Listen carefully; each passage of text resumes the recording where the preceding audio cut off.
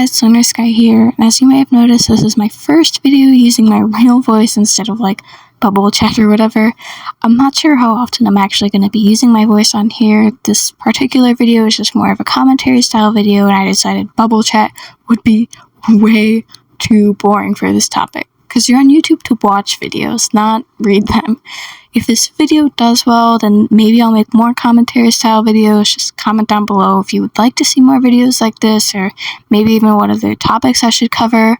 Also, apologies if you hear like buzzing in the background. It's hotter than a safari here in Ohio, and it just rained, so it's super sticky and humid, so I have like 3 fans on. On the topic of the direction this channel is heading, as school approaches, I obviously won't be able to post as frequently as I have been, so I've decided I'm going to try to get on a weekly schedule and try to post at least 1 video a week at a certain time. This won't take place right away, but this is just something I'm going to implement in the near future. I was thinking like Wednesdays at 5 p.m. EST, but I'm open to suggestions. I may post outside of the schedule if I'm able to make more content, but I'm not sure how likely that's going to be. I also want to do some sort of like weekly shout-out thing. I don't know if I want to call it like Jazzy Jammer of the Week or Lunarskie's Weekly Stars or something, but I'll have more on that at the end of the video, and I'll include this week's stars or Jazzy Jammers or whatever I decide to call it. So now onto the actual topic of the video, which is Animal Jam's economy. So just for reference, I've been playing since like 2016, which is the year after Animal Jam, or as we called it back then, Animal Jam Play Wild, was released. I would consider myself to be like a veteran player. I've seen the early stages of the game, although I wasn't actually there for beta testing, so I don't know, take it as you will. I also took a large break from the game for several years, partially due to like the drastic shift in Animal Jam's economy, but also more so to like me just becoming more busy and really generally just growing up.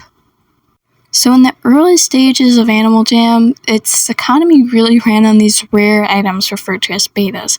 I still kind of see this term used today, but it's not as common, so just for reference, these items were only obtainable by playing Animal Jam Play Wild in its beta stage in 2015. There's also betas in the Animal Jam Classic, but we're focusing more on just like Animal Jam Play Wild today. These items were obtained from like gem stores, or they were randomly awarded as prizes in the old version of Animal Jam's treasure hunts. There were tons of beta items, really. Essentially anything that was exclusive to the early stages of Animal Jam were considered beta items. I think that the most desired betas, though, were the Raccoon Tail, Dragon Wings, DJ Headset, Firefly Friend, Force Gauntlets, and the Flower Crown. Which more on the Flower Crown later, because it played a huge part in completely changing Animal Jam's economy forever, really.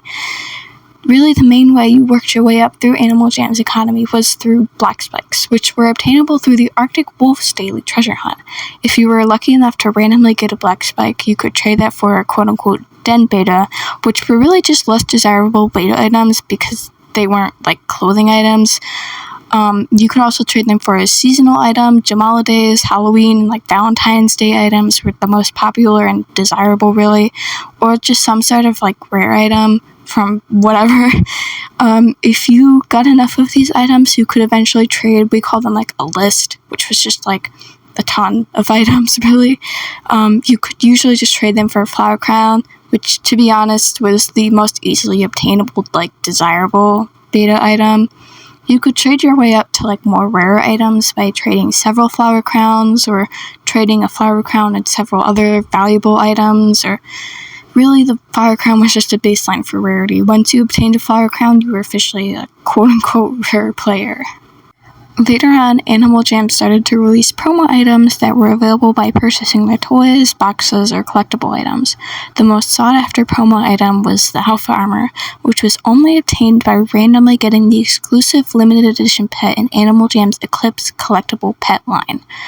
This line was super cute, however, it was completely random, like, as to which pet you actually got. They came in these, like, little pet houses that were either, like, purple or gold, and they were really cute, and I wish this line wasn't discontinued, because, honestly, I remember it fondly, and I would love to buy some today, just to see what I could get.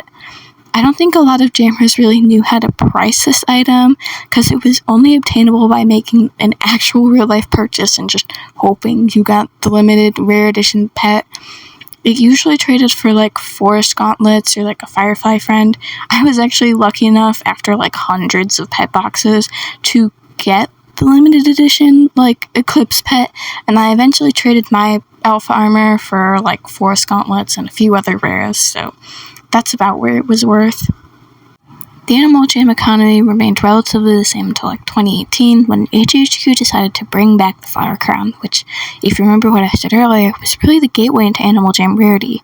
Before the flower crown had actually returned, there were surprisingly a lot of rumors that HHQ was going to bring it back. I don't know really how people predicted this. I don't know if there was like a leak or something, or if it was just like a vibe everybody got, but there was actually a brief moment of panic where jammers were frantically trying to trade up their flower crowns for different beta items in order to preserve their rarity if the flower crown actually did make a return.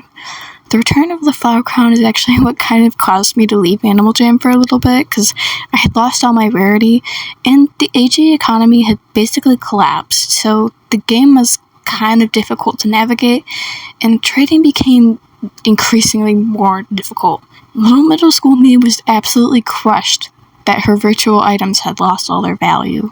I'm not really sure how the economy was during the years I was gone, but more recently, the Animal Jam economy has begun to fix itself with the addition of new rare tag items, and older items just generally gaining more value. What's really interesting now, though, is how pets have made their way into the economy.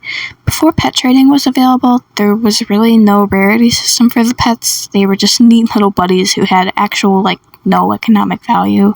Same goes for the animals, because there was never really an exclusive animal in the game per se, because every animal was available for the same price, 150 sapphires, unless they were on sale, which was usually just for about 100 sapphires.